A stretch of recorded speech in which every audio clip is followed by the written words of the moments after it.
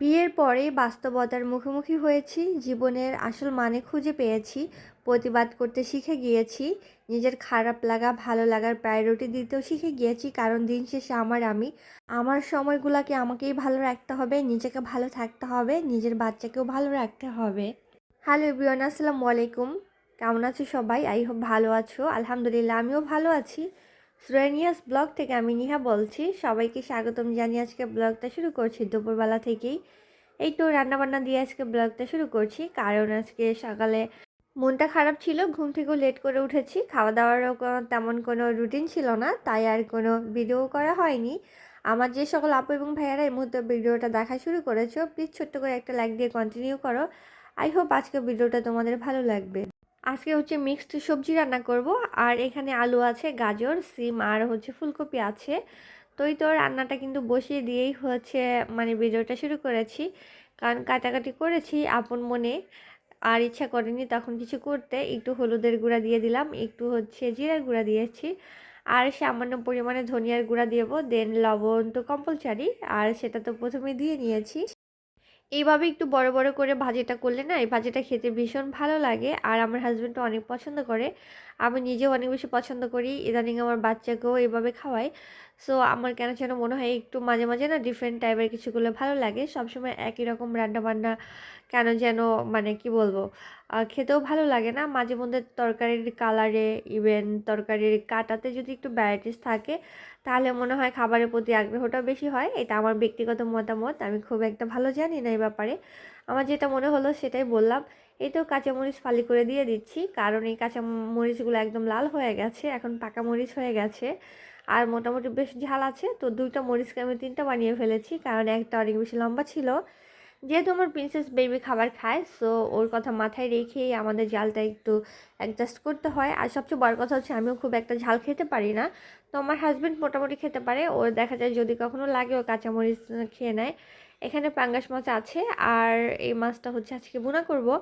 অনেক দিন আগেই কিন্তু এই মাছটা আনা হয়েছে, এক পোলটা যে মানে একটা বক্স ছিল একদম নিচে, তো ওই বক্সটার মধ্যে যে এই মাছটা ছিল জানতাম না, আজকে বের করে দেখি পাঙ্গাস মাছ। তো ভাবলাম মোটামুটি তো অনেক দিন হয়েছে এটার বয়স, তো আজকে পাঙ্গাস মাছটাই রান্না করি। আর যেই ভাবা সেই কাজ। এই তো আমি একটু ধুয়ে নিয়েছি, বের করে হচ্ছে আমি লবণ মেখে রেখেছিলাম অনেকক্ষণ, আর এখন হচ্ছে আমি এটা একটা গুনার মাজনি দিয়ে দেখো পরিষ্কার করে নিচ্ছি। আর এই মাজনিটা আমি শুধু মাছ ধোয়ার কাজে ব্যবহার করি, একদম ইনটেক আছে। তবে এখানে তোমাদের একটু টিপস বলি, আমি সতর্ক বার্তা বলতে পারো, কারণ গুনার মাজনিগুলো পুরানো হলে হার্ড হয়ে যায়, আর ওই মাজনিগুলো কিন্তু অনেক সময় ভেঙেও যায়। সো মাছ টাছ ধোয়ার সময় না একটু সতর্ক থাকতে হয়। অনেক সময় দেখা যায় গুনাটা কিন্তু মাছের গায়ে লেগেও যায়, আর সেই মাছটা খাওয়ার পরে যদি আল্লাহ না করে গলায় লেগে যায়, খুব মানে বড় কোনো অ্যাক্সিডেন্টও কিন্তু ঘটে যেতে পারে। তার জন্য সবসময় এই জিনিসটা আমি খেয়াল করে রাখি। আমি নতুন একটা মাজনি নিয়েছি, আর এটা দিয়ে শুধু মাছ ধোয়ার কাজই করি। তবে হ্যাঁ, একদম সফট থাকা পর্যন্ত, যদি কখনো দেখি হার্ড হয়ে গেছে তাহলে সেটাকে আমি চেঞ্জ করে ফেলি, আর মাছ ধোয়ার কাজে ব্যবহার করি না। কারণ এইসব ছোটো ছোটো ব্যাপারে আমার অনেক বেশি সতর্ক থাকি আমি। তো তোমাদের একটু বলে দিলাম। এই তো দেখো কত সুন্দর ক্লিন হয়ে যায়, একটু দেখিয়ে দিলাম একটা পরিষ্কার করেছি। আর আমার বাম হাতে যেটা আছে ওটা পরিষ্কার করা, ডান হাতেরটা পরিষ্কার করিনি। তো সবগুলো আমি একইভাবে পরিষ্কার করে নিয়েছি। পাঙ্গাস মাছটা অনেক বেশি ধুতে হয়, আর আমার মনে হয় অন্যান্য মাছ তো একটু বেশিই ধুতে হয়, তবে এই মাছটা একটু বেশি ধোয়া লাগে, আর না হয় কেমন যেন একটা গন্ধ আসে। অবশ্য আমার মাছে কখনো গন্ধটা আসে না। আমি পর্যাপ্ত পানি দিয়ে খুব ভালো করে ধুয়ে নিই, দেন লাস্টে দুইবার হচ্ছে গরম পানি দিয়ে ধুয়ে নিই। তো পাঙ্গাস মাছ না, শুধু মোটামুটি সব মাছেই যত বেশি ধুবে তত বেশি কিন্তু স্বাদ লাগে। পাঙ্গাস মাছটাও কিন্তু ব্যতিক্রম নয়, যেহেতু এই মাছটা একটু মানে তীব্র কি বলবো স্মেলযুক্ত, তাই এই মাছটা একটু বেশি ধুতে হয় ভালো করে। গরম পানি দিয়ে ধোয়ার পরে আর কিন্তু বাজে যে একটা স্মেল থাকে সেটা একদমই আসে না। তো এই তো আমি অনেকবার কিন্তু এটাকে পানি পাল্টে পাল্টে সুন্দর করে ধুয়ে নিয়েছি, একদম সাদা পানি বের হয়েছে তারপরেও ধুয়েছি। এদিকে সবজিটা একটু নেড়ে চেড়ে দিচ্ছি। যেহেতু আজকে লেট করে ব্লগটা শুরু করছি, তাই এই তো রান্নাবান্না দিয়ে স্টার্ট করলাম। মাঝে মাঝে মনটাও হচ্ছে আমার শরীরের বিরুদ্ধে চলে যায়, কারণ মন খারাপ থাকলে কোনো কিছুই ভালো লাগে না। গতকালকে রাতে আমার হাজব্যান্ডের সঙ্গে একটু তর্ক হয়েছে, তর্ক বলবো না ঠিক, আমার প্রিন্সেসকে হচ্ছে খাওয়াতে বসছে, ওর বাবা বলতেছে আমি খাইয়ে দিই, তুমি অন্য কিছু করো। নর্মালি হচ্ছে কালকে আমার প্রচণ্ড ঘুম পাচ্ছিল 11টার দিকে, আর ভালো লাগছিল না কেমন যেন, মাঝে মধ্যে তো এরকম হয়ে থাকে। তো ও বলল যে আমি খাইয়ে দেই, তো আমি আর বলিনি কিছু, আমি বলি ঠিক আছে তুমি খাইয়ে দাও। বাচ্চা মানুষ তো একটু দুষ্টামি করবে, তো আমার বাচ্চাটা তো একটু বেশিই ফাস্ট। ও অনেকক্ষণ দেখা যায় দুষ্টামি করতেছিল, মুখে খাবার নিচ্ছিল না। ওর বাবা অনেকবার বলেছে, তারপরও নিচ্ছিল না। দেন একটা পর্যায়ে ওর বাবা হচ্ছে রাগ হয়ে গেছে।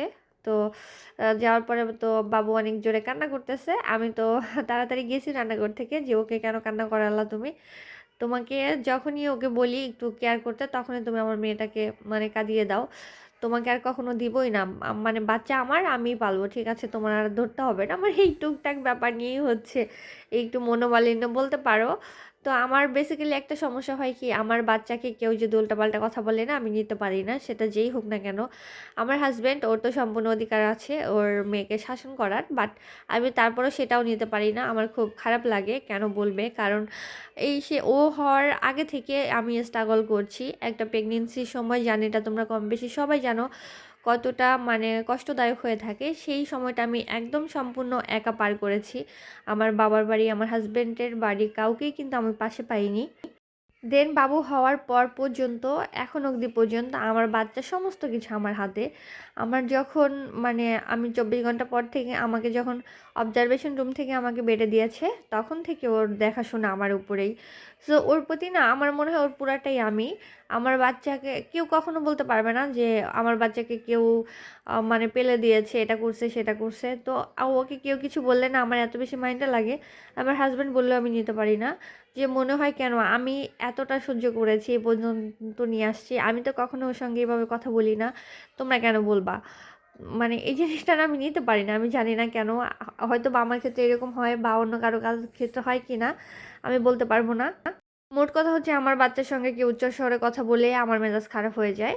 তো যাই হোক, বাচ্চা মানুষ তো একটু দুষ্টামি করবে, আবার সবসময় মেজাজও ঠিক থাকে না। মাঝে মাঝে আমিও কিন্তু বকে দেই। বকে দিয়ে আবার নিজের উপরেই নিজের খুব রাগ হয়, নিজে নিজেই কান্না করি যে কেন বকলাম। কারণ আমার বাচ্চাটাকে পৃথিবীতে আনা থেকে শুরু করে ওর প্রতিটা মুহূর্ত আমি আমি ছাড়া আর কেউ পরিপূরক হিসেবে পাইনি। নতুন মা হয়েছি, ফার্স্ট টাইম বেবি, কীভাবে বেবির টেক কেয়ার করতে হয় কিচ্ছু জানতাম না। সব কিছু অনেক কষ্ট করে নিজে নিজে শিখেছি। যাই হোক, অনেক কষ্টের কথাই তোমাদের সঙ্গে শেয়ার করে ফেললাম। তো ওই ব্যাপারটা নিয়ে আমার হাজব্যান্ডের সঙ্গে একটু মানে আমার মেজাজ খারাপ হয়ে গেছে, আমিই রাগ দেখিয়েছি।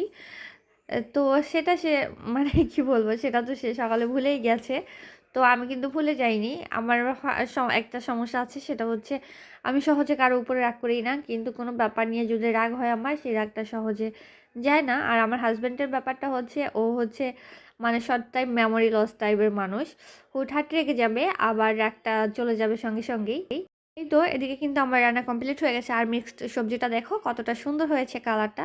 এটা শুধু দেখতেই সুন্দর না, এটা খেতেও কিন্তু ভীষণ লোভনীয়। আমার তো বেশ পছন্দ, আমার হাজবেন্ডেরও অনেক বেশি পছন্দ, আমার বাচ্চাও পছন্দ করে। তো এরই মধ্যে কিন্তু আমার রান্নাও মোটামুটি সব কিছু হয়ে গেছে। কয়েকটা বড়ই বের করে ধুয়ে নিয়েছিলাম, এই তো রান্না করছিলাম আর ফাঁকে ফাঁকে খাচ্ছিলাম, ভুলেই গেছি ২-৩টা খাওয়ার পরে। কারণ এই বড়িগুলো না ভীষণ মিষ্টি, খেতেও খুব ভালোই লাগছিল। এদিকে কিন্তু আমার মাছটাও ভেজে নিয়েছি, সেটা তো তোমরা দেখলেই। আর এই তো আজকে হচ্ছে মাছটা ভুনা করব, মটরশুঁটি আর সিমের বেশি দুটা মিক্সড করে। এইভাবে রান্না করলে কিন্তু ভীষণ মজা হয়। দেন একটা টমেটো কিউব করে কেটে নিয়েছি আর এটাও দিয়ে দিলাম। মোটামুটি কিন্তু আমার হচ্ছে মটরশুঁটি তারপরে সিমের বিচি এগুলো একদম প্রপার সিদ্ধ হয়ে গেছে। কারণ সিমের বিচি একটু তাড়াতাড়ি হয়ে যায় মটরশুঁটির তুলনায়। তবে যেহেতু আমার প্রিন্সেস খাবে, সো শক্ত রাখা যাবে না, একদম সফট করতে হবে, না হয় কিন্তু সে খাবে না। ভিডিওর এই পর্যায়ে কোনো আপু এবং ভাইয়া যদি থেকে থাকো, তোমাদের সকলকে অসংখ্য ধন্যবাদ। আর লাইক দিতে ভুলে গেলে একটা লাইক দিয়ে দিও। প্রথমবার যদি কেউ আমার চ্যানেলটা ভিজিট করে, যদি ইচ্ছে করে, ভালো লাগে তোমাদের, সাবস্ক্রাইব করে দিয়ে আমার পাশে থেকে যেও। আই হোপ কোনো না কোনো অংশ ভিডিও তোমাদের অবশ্যই ভালো লেগে যেতে পারে। এই তো পানি দিয়ে দিয়েছি, প্রপার কষানো হয়ে গেছে, এখন আর কিছুই করব না।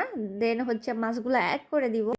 আর হচ্ছে শুক্রবার শুক্রবার দিন তো আমার হেল্পিং হ্যান্ড উনিও আসে না, ওনার তো সপ্তাহে মানে একদিন বন্ধ তো হয় না, ২-৩ দিন বন্ধ দিতে হয়। কি যে একটা প্যারা হেল্পিং হ্যান্ড রাখা, আসলে মনের মতো মানুষ পাওয়া খুবই টাফ। বিশেষ করে আমরা যারা মধ্যবিত্ত মানুষ আছি, তারা চাইলে তো আর সবসময় মানে একজন হেল্পিং হ্যান্ড রাখা যায় না। এই ছোটা কাজের জন্য ছোটো বুয়াগুলাকে না অনেক তেল মেখে তারপরে রাখতে হয়। তো দেখা যায় মাস শুরু হয়েছে, তার কিন্তু অলরেডি ২-৩ দিন বন্ধ নেওয়া হয়ে গেছে। আজকে মনে হয় ৭ তারিখ, আর এরই মধ্যে কিন্তু তার ৩ দিন বন্ধ হয়ে গেল। তো এই মাসে বলেছি যে এক্সট্রা আরও বন্ধ যদি দিয়ে দেয় তাহলে আমি সেই বেতনের টাকা কেটে রাখবো। এটা প্রতি মাসেই বলি, কিন্তু কেন যেন রাখতে পারি না, গরিব মানুষ, মায়া লাগে। যাই হোক, এই তো আমার রান্না হয়ে গেছে। আজকে কিন্তু আমার এই 2টা আইটেমই, এর বেশি আর কিছুই করব না, কারণ বেশি করলে খাওয়া হয় না, তরকারি প্রতিদিন থেকে যায়, আর খাবার নষ্ট করতে আমার একদম ভালো লাগে না। তো এই তরকারিটা কিন্তু ভীষণ মজা হয়েছে। একটু মাখা মাখাও ঝোল রেখেছি, কারণ আমার বাচ্চার কথা মাথায় রেখেই সবসময় এভাবে রান্না করা হয়। যাই হোক, খাবার তো রেডি। এখন হচ্ছে আমি শাওয়ার নিয়ে এসেছি। রাতেরবেলা চুলে তেল দিয়েছিলাম, আর তাতেই দেখা যায় আমার একটু সর্দি লেগে গেছে। কারণ ঢাকায় তো মোটামুটি অনেক বেশি গরম পড়ে গেছে, ফ্যান ছেড়েই ঘুমাতে হয়। আর ইদানিং মাথায় তেল দিলে কেন যেন ঠান্ডা লেগে যায়। এই সমস্যাটা আগে হয়নি, কেন হচ্ছে জানি না। লাস্টে যতবারই তেল দিয়ে রাতেরবেলা ঘুমিয়েছি আমার ঠান্ডা লেগে গেছে। আজকেও কিন্তু তেমনই হচ্ছে, মানে কেন যেন কানের মধ্যে চুলকাচ্ছে, গলা চুলকাচ্ছে, মনে হয় ঠান্ডা লেগে যাবে এরকম লাগছে। তো তাই আজকে হচ্ছে শ্যাম্পু করে নিয়েছি। প্রিন্সেসকে বললাম চলো আমি তোমাকে খাইয়ে দেই। ইদানিং সে আবার এত খেলাধুলা করতে পছন্দ করে, আমাকে এসে বলতেছিল, আন্টি তোমাদের কি রান্না হয়েছে, আমার মাম্মি তো বাসায় নেই। তো আমি তো হাসছিলাম যে তোমার মাম্মি কোথায় গেছে। তো একদিন আমাকে বলতেছিল যে আমার মাম্মি তো মারা গেছে, আমার মাম্মি নেই। তা আমি কি বলো এসব কথা তুমি? পরে বলে এটা তো খেলা মাম্মি, তুমি আমি যা বলবো তুমি হ্যাঁ হ্যাঁ বলবা। তা আজকেও তেমন বলতেছে, ওর মাম্মি হচ্ছে বাইরে গেছে, বাসায় নেই। আর বাবাও নাকি কাজে চলে গেছে, তাকে কি খাওয়াবে, একা একা রাস্তায় গেলে তো হারিয়ে যাবে, তাই একটু আন্টির বাসায় আসছে। তো আমি বললাম ঠিক আছে, তুমি যখন এসেছো তাহলে আমার বাসায় থাকো, একটু খাওয়া দাওয়া করে যেও। তো ওটা নিয়ে মজা করছিলাম যে ইদানিং সে বানিয়ে বানিয়ে অনেক রকম খেলা শিখে গেছে। চুলে টাওয়াল পেঁচিয়ে আজকে রাখতে পারিনি 1 মিনিটও, তো একটু দেখা যায় পানি পড়ছিল চুলের আগা দিয়ে, তাই আমি হালকা একটু ড্রাই করে নিচ্ছি, জাস্ট একটুখানি কোনো রকম। তারপর হচ্ছে আমি সিরাম ইউজ করব, যেহেতু শ্যাম্পু করেছি। আর ইদানিং চুলগুলো এত বেশি ড্যামেজ হয়ে গেছে, শীতের মধ্যে ঘরের কাজ করেই তো মানে কি বলবো, টাইম পাওয়া যায় না, সেখানে নিজের এক্সট্রা কেয়ার নেওয়ার কোনো সময়ই নেই। তারপরে কেন যেন না আগের মতো ভালোও লাগে না। আর তার একটাই কারণ, এই তো ওজনটা কমাতে পারছি না। এটা নিয়েই বেশিরভাগ সময় দেখা যায় আমার মন খারাপ থাকে। আর এই ওজন কমানোর যেই মানে কি বলবো প্রসেস, কোনোভাবেই কেন আমার যেন কাজে হচ্ছে না। যাই হোক, দেখা যাক কতটুকু কমাতে পারি। তো বিয়ের পর থেকে সব কিছুই তো নিজে নিজে শিখে গেছি। অবশ্য বিয়ের আগে থেকেই অনেক কাজ শিখেছি। সেটা যেমন আমি প্রথমবার যখন ঢাকায় আসি, হোস্টেলে ছিলাম, তো তখন থেকে মোটামুটি অনেক কাজ শিখেছি। দেখা যায় নিজের প্রয়োজনে নিজের রান্নাটা করতে হতো, নিজের জামাকাপড়গুলো নিজেকেই ধুতে হতো। সেলফ ডিপেন্ডেন্ট তখন থেকে হয়েছি। যতটুকু বাকি ছিল সেটা বিয়ের পরে প্রপারভাবে হয়ে গেছি। এখন তো মনে হয় আমি ছাড়া আমার আর কেউ নেই, আর শুধু আমার ছোট্ট প্রিন্সেস আছে। তবে আমার বাচ্চাটা আমার অনেক কেয়ার করে, অনেক মায়া করে। আমি একদম কি বলবো বাকরুদ্ধ হয়ে যাই। যদিও ওর বাবার উপরে ওর অনেক টান, ও বাবার জন্য পাগল। তবে কখনো ওর বাবার সঙ্গে আমার মনোমালিন্য হলে, ওর বাবা যদি কখনো আমার সঙ্গে উচ্চস্বরে কথা বলে, আমার প্রিন্সেস সেটা একদমই নিতে পারে না। সঙ্গে সঙ্গে ওর বাবাকে বলবে, আমার মাম্মির সঙ্গে কেন এইভাবে কথা বলো, কখনো এইভাবে কথা বলবে না, আমার মাম্মিকে একদম কষ্ট দিবে না। তো ওর মুখ থেকে এই কথাগুলো শুনলে না আমি একদম আবেগে আপ্লুত হয়ে যাই যে যাক, আল্লাহ আমাকে কেয়ার করার মতো একজন দিয়েছে যে আমার ভালো মন্দর খেয়াল রাখতে পারে। দুপুরবেলা খাওয়া দাওয়া করে একটু রেস্ট নিয়েছিলাম, সেলাই মেশিনে বসেছি, কারণ টুকটাক কাজই করব। আর আমার হাজব্যান্ডই তো নাস্তা নিয়ে এসেছিল বাইরে থেকে। যদিও আজকে সন্ধ্যাবেলায় টুকটাক নাস্তা খাওয়া হয়েছে, যেমন একটু চিপস খেয়েছিলাম বাচ্চার সঙ্গে, দেন একটু চানাচুর খেয়েছি, তো একটা চকলেটও খেয়েছি। যদিও খুবই ছোট সাইজের একটা চকলেট খেয়েছি। এই তো গুঁড়া দুধগুলো আমি রিফিল করে নিলাম, আর করার সময় এখানে একটু পড়েও গেছে, কারণ চা বানাচ্ছি। আর এটার সঙ্গে দুধ চা হলে তো একদম জমে যাবে, তাই এই তো দুধ চা নিয়ে বসে পড়েছি নাস্তা নিয়ে। যদিও আমার কি বলবো ভাজা পড়া এই টাইপের খাবার খুব একটা খাওয়া হয় না, তবে মাঝে মধ্যে কিন্তু খুব ইচ্ছে করে দুই একটা খেয়ে ফেলি। সেলাই মেশিনে বসেছি, এই তো দেখতে পেয়েছো, এটা কেটেছিলাম গত ভিডিওতে তোমাদের দেখিয়েছি। এটা হচ্ছে টেবিল ক্লথ হবে, 6টা চেয়ারের কাভার, একটা হচ্ছে টেবিলের উপর বিছানো হবে। তো কেটে নিয়েছি, যেহেতু এটা বেডশিট থেকে করেছি। আর বেডশিটটা মোটামুটি বড় ছিল, তবে ওই পর্যাপ্ত পরিমাণ কাপড় আমার হয়নি। আমার দুইটা দেখা যায় কাপড়ে শর্ট পড়েছিল, দুইটা চেয়ারের কাপড়ে। দেন এই এক কালার যে কাপড়টা, এটা অনেকটা টরে কালারের মতো। এটা আমার বাসায় ছিল, আমি ছোট কাঁথা সেলাই করার জন্য নিয়ে এসেছিলাম। তো দেখা যায় কি এটার সাথে কন্ট্রাস্টটা খুব ভালোই লাগছিল। অবশ্যই কাপড়টা ধুয়ে আমি একটু চেক করে নিয়েছিলাম রং উঠে কিনা, বাদ দিতে পারবো কিনা, যেহেতু হোয়াইট কালার, এটা রং উঠলে কিন্তু একদম খুবই বাজে অবস্থা হয়ে যাবে। দেন মনে হলো যে না, রং খুব একটা উঠেইনি, একদম প্রথম ধুলে একটু কষের মতো বের হয় ওইরকম। তার জন্যই তো রাতেবেলা শুকিয়েছি এটা আমি ফ্যানের বাতাস দিয়ে। আর সকালবেলা সবগুলা কেটে নিয়েছি। এখন হচ্ছে সেলাই করার পালা। যদিও কিনতে পাওয়া যায় অনেক সুন্দর, সুন্দর, বাট কেন যেন মন চাইলো নিজের মন মতো করে বানিয়ে নেই। কারণ যেগুলা কিনতে পাবো সেগুলো মন মতো হবে না। আর যেগুলা মন মতো হবে সেগুলো অনেক বেশি বাজেট, যেটা আমার নেই। তাই তো এই তো ৳৪০০ দিয়ে একটা বেডশিট নিয়ে আসছি। আর এই ১.৫ গজ কাপড়, এটা আমার ঘরেই ছিল। এটা যদিও আমি কিছুদিন আগেই কিনেছিলাম।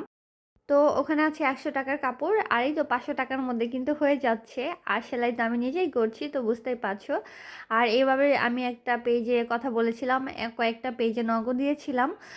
মানে এভাবে বানিয়ে দিতে পারবে কিনা? বলার পর ওরা বলেছে দিতে পারবে। সেখানে ওদের ডিমান্ডটা অনেক বেশি ছিল। যেটা আমার খরচের ৩ গুণ প্রায়। তো ভাবলাম কেন না? নিজে যখন পারি আর কেন পারব না? চোখে দেখা কাজ, এটা না পারার কিছু নেই। যেহেতু সেলাই কাজ করতে পারি, সো সবকিছুই পারবো। আর আমার একটা কি বলবো, এটা আমার গড গিফটেড একটা ব্যাপার। সেটা হচ্ছে কোনো কাজ আমি একবার চোখে দেখলেই সেটা আমি করতে পারি। আমার সেটা শিখতে হয় না বা কাউকে আবার জিজ্ঞাসা করতে হয় না এটা আবার কীভাবে করেছো।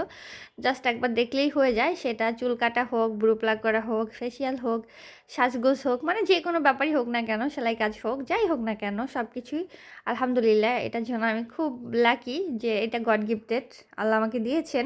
এক কালার যে কাপড়টা আছে এটাকে আমার হাতে খুব একটা সুন্দর বোঝা যাচ্ছে না, তবে ভীষণ সুন্দর কালারটা। আর এটার উপরে আমি একটু হাতের কাজও করব। সেটা যখন করব তোমাদের সঙ্গে অবশ্যই শেয়ার করব যে কিভাবে করছি। আজকের ভিডিওটা আর বড় করব না, এখানে শেষ করব। এই পর্যন্তই আজকে। সবাই ভালো থেকো, সুস্থ থেকো। আল্লাহ হাফেজ সবাইকে।